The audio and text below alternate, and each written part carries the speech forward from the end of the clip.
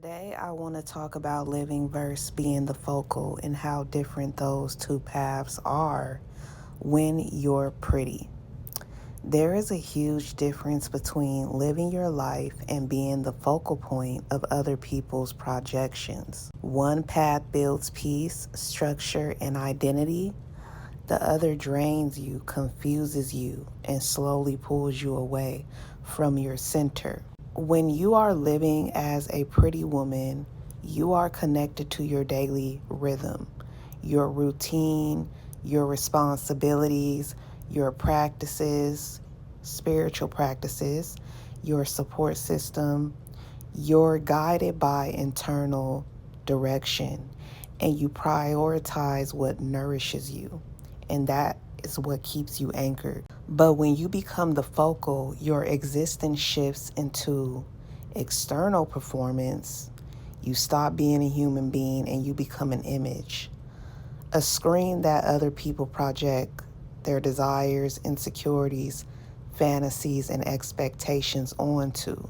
Instead of living for yourself, you start living through their reactions. Attractive women are often punished into a spotlight they never asked for, and because people treat beauty like public property, they assume you owe them emotional labor.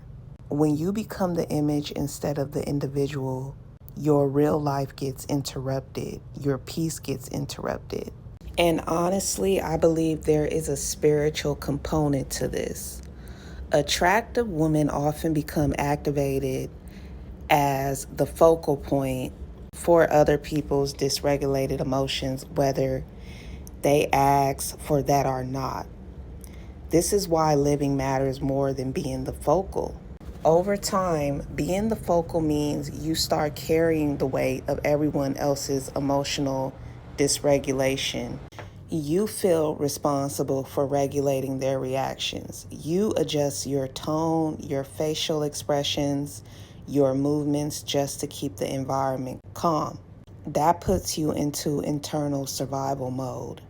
This leads to a lot of overstimulation, self-doubt, overthinking, emotional exhaustion, and neglect for oneself. So, living requires a certain kind of selfishness. Not cruelty, not coldness, but self-preservation. An attractive woman has to be selective with her energy and time because living is an act of self-stewardship. When you live, you choose yourself. When you become the focal, you abandon yourself for others. Being attractive should never mean that other people become the atmosphere you have to adapt to. You are not here to match the emotional weather of the room.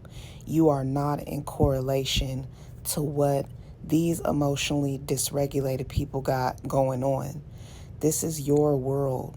And the true calling of an attractive woman is to reclaim her power, to stop letting other people's dysregulation define her, and to return to the quiet, structured, spiritually grounded life that keeps her whole. Because beauty attracts attention, but living attracts peace, and peace is the real luxury.